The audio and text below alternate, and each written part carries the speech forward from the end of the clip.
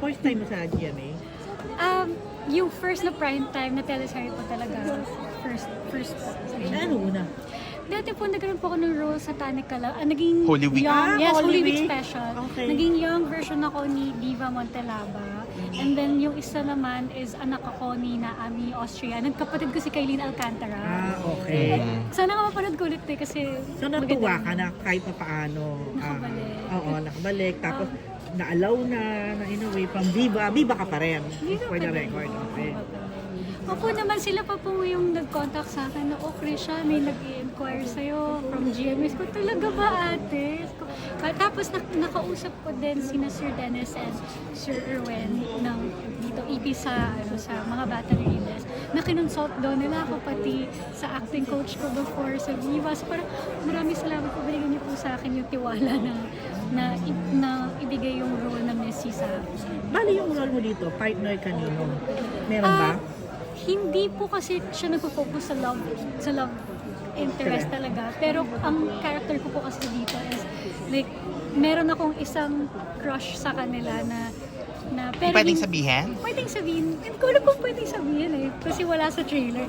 But pero hindi ako magsi-stick to one kasi parang hindi ako parang medyo nakaka-relate siya sa character ni Yana na situationships lang, gano'n.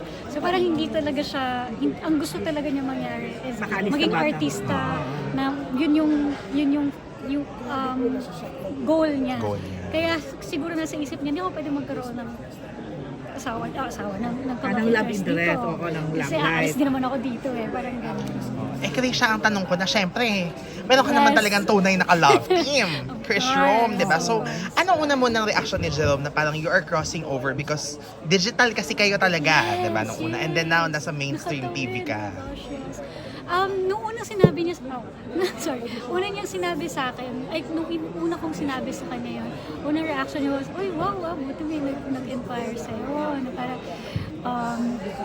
Kasi syempre, hindi, sobrang bilis na parang from Chris Rome, tapos biglang nagkaroon ako ng individual project. But of course, he's still supportive of me sa lahat naman ng kahit ako sa kanya sa mga individual projects niya, I'm still supportive. But we still have, may Chris Rome pa din naman. So, hindi pa rin yun nawawala? Yes. May plano pa rin daw sa inyo ang Viva, ang love team? Okay.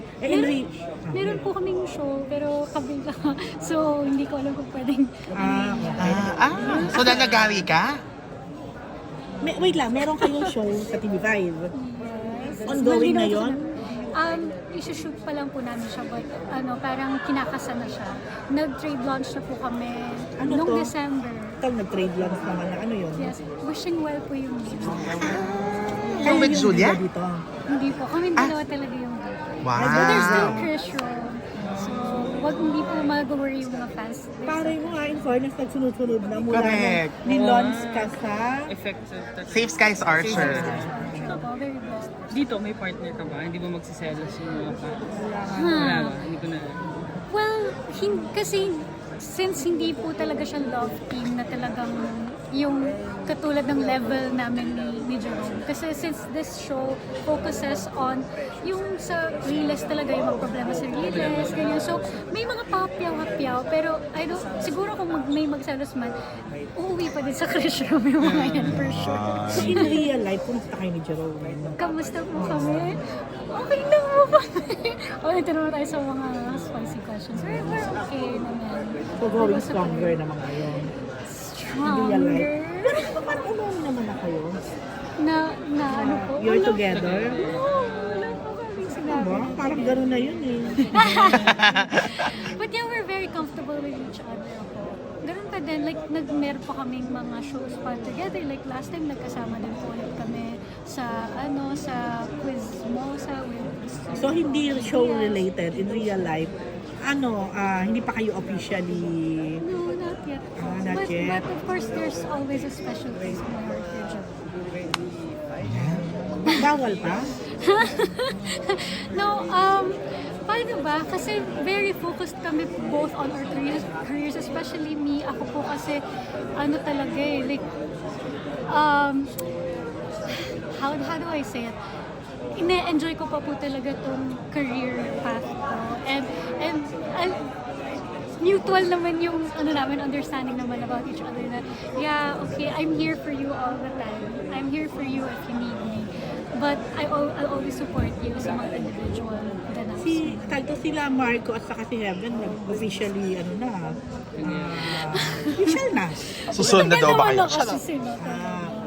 So, wait. Parang meron pa silang history even nung bata pa sila, 'di ba? So maybe talagang napagtibay na ng panahon kanila.